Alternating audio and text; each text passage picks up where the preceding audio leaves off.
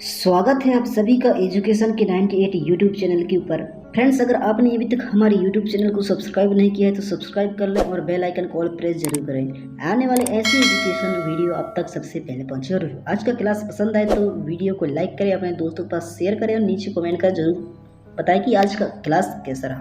तो फ्रेंड्स, आज का जो हमारा टॉपिक रहेगा वो रहेगा भारतीय अर्थव्यवस्था के महत्वपूर्ण पहलू के पार्ट 2 के ऊपर। हमने पार्ट 1 पहले वाले क्लास में हमने कल कवर किया हुआ था, उसमें मैंने 23 क्वेश्चन उसमें मेंशन किया हुआ था। तो फ्रेंड्स, चलिए आज का क्लास हम शुरू करते हैं। तो ये रहा 24 क्वेश्चन, 24वां नंबर आपके सामने। बेरोजगारी तब होती है जब लोगों को वर्ष के कुछ महीनों के दौरान रोजगार नहीं मिल पाता है। रोजगार नहीं मिल पाता है तो वे मौसमी होती है। क्या होती है? मौसमी। ऑप्शन नंबर सी इसका सही जवाब हो जाएगा। अगला प्रश्न है, प्रछन्न बेरोजगारी को और किस नाम से जाना जाता है? किस नाम से जाना जाता है? अल्प रोजगार के नाम से जाना जाता है। ऑप्शन नंबर ए इसका सही जवाब हो जाएगा। अगला प्रश्न है, प्रछन्न बेरोजगारी निम्न में से किसकी एक विशेषता है? किसकी एक विशेषता है? तो ये एक कृषि की विशेषता है। ऑप्शन नंबर सी इसका सही जवाब हो जाएगा। अगला प्रश्न है,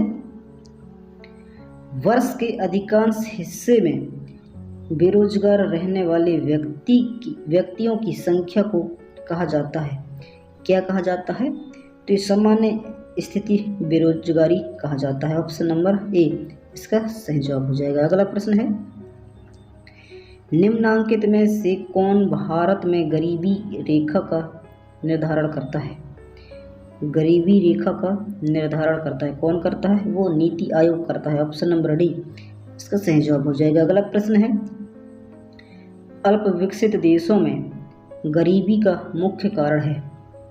गरीबी का मुख्य कारण क्या है? वो आय में असमानता। ऑप्शन नंबर बी सही जवाब हो जाएगा। अगला प्रश्न है, भारत में निर्धनता के स्तर का आकलन किया जाता है। आकलन किया जाता है तो परिवार के उपभोग व्यय के आधार पर। ऑप्शन नंबर सी इसका सही जवाब हो जाएगा।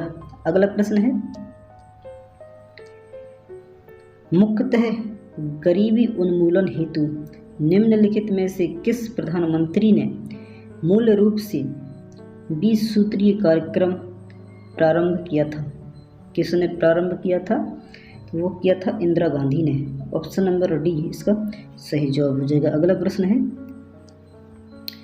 किस राज्य को अत्यधिक कुपोषण के कारण भारत का इथोपिया कहा जाता है? किस राज्य को भारत का इथोपिया कहा जाता है? तो वो मध्य प्रदेश को कहा जाता है। ऑप्शन नंबर बी इसका सही जवाब हो जाएगा। अगला प्रश्न है, निम्नलिखित में से कौन सा एक सूचकांक भारत में गरीबी की तीव्रता की माप के लिए सबसे उपयुक्त है?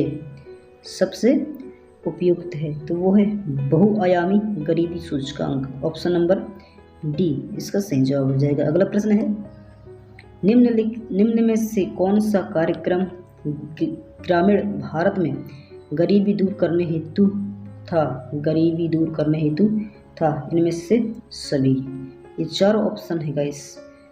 IRDP हो गया और TRYSEM हो गया और NREP हो गया। मतलब इनमें से सभी कार्यक्रम गरीबी को दूर करने हेतु था। अगला प्रश्न है, भारत में निर्धनता अनुपात घट रहा है क्योंकि 15 से 59 वर्ष की जनसंख्या सापेक्षतः अधिक है। ऑप्शन नंबर सी इसका सही जवाब हो जाएगा। अगला प्रश्न है, वर्ल्ड डेवलपमेंट रिपोर्ट किसका वार्षिक प्रकाशन है? किसका वार्षिक प्रकाशन है? तो वो IBRD का। ऑप्शन नंबर ए इसका सही जवाब हो जाएगा। अगला प्रश्न है, मानव विकास सूचकांक HDI किसने बनाया था? किसने बनाया था? वो बनाया था UNDP ने। ऑप्शन नंबर डी इसका सही जवाब हो जाएगा। अगला प्रश्न है, मानव विकास की अवधारणा निम्नलिखित में से किसके द्वारा दी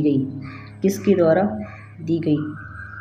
तो महबूब उल हक के द्वारा। ऑप्शन नंबर बी इसका सही जवाब हो जाएगा। अगला प्रश्न है, निम्नलिखित सूचकांकों में से कौन सा मानव विकास सूचकांक HDI की गणना में सम्मिलित नहीं किया जाता है? किसे सम्मिलित नहीं किया जाता है? तो सामाजिक असामान्यता को। ऑप्शन नंबर बी इसका सही जवाब हो जाएगा। अगला प्रश्न है, निम्नलिखित में से कौन सा मानव विकास सूचकांक का हिस्सा नहीं है? मानव विकास सूचकांक का हिस्सा नहीं है, तो कौन नहीं है? वो है सकल नाम निवेश दर। ऑप्शन नंबर बी इसका सही जवाब हो जाएगा। अगला प्रश्न है, मानव विकास सूचकांक HDI का आधार क्या है? इसका आधार क्या है? वो है स्वच्छ शिक्षा जीवन स्तर। ऑप्शन नंबर सी इसका सही जवाब हो जाएगा। अगला प्रश्न है, राज्य स्तरीय मानव विकास रिपोर्ट जारी करने वाला प्रथम राज्य है? कौन है प्रथम राज्य? वो है Madhya Pradesh. Option number C इसका सही जवाब हो जाएगा। अगला प्रश्न है, संयुक्त राष्ट्र विकास कार्यक्रम UNDP की मानव विकास रिपोर्ट की तर्ज पर भारत की पहली मानव विकास रिपोर्ट कब जारी किया गया? वो था अप्रैल 2002 में। ऑप्शन नंबर सी सही जवाब हो जाएगा। अगला प्रश्न है, UNDP की मानव विकास रिपोर्ट में भारत को किस श्रेणी में रखा गया है? ये मध्यम मानव विकास श्रेणी में रखा गया है। ऑप्शन नंबर बी इसका सही जवाब हो जाएगा। अगला प्रश्न है, निम्नलिखित में से कौन सा मानव विकास सूचकांक का माप नहीं है? तो लिंग अनुपात। ऑप्शन नंबर बी इसका सही जवाब हो जाएगा। तो फ्रेंड्स, आज की क्लास में बस इतना ही, क्योंकि मैं पूरा कोशिश करता हूँ कि पूरा जो टॉपिक रहता है, जो अध्याय रहता है, उसका मोस्ट इम्पोर्टेंट क्वेश्चन मैं अब तक पहुँचा सकूँ। फ्रेंड्स, आप बने रहिएगा मेरा यूट्यूब चैनल में और सभी क्लासों में, क्योंकि आने वाले ऐसी एजुकेशनल वीडियो आपके पास मिलते रहें। तो फ्रेंड्स, मिलते हैं अगले क्लास में। तब तक के लिए जय हिंद, वंदे मातरम।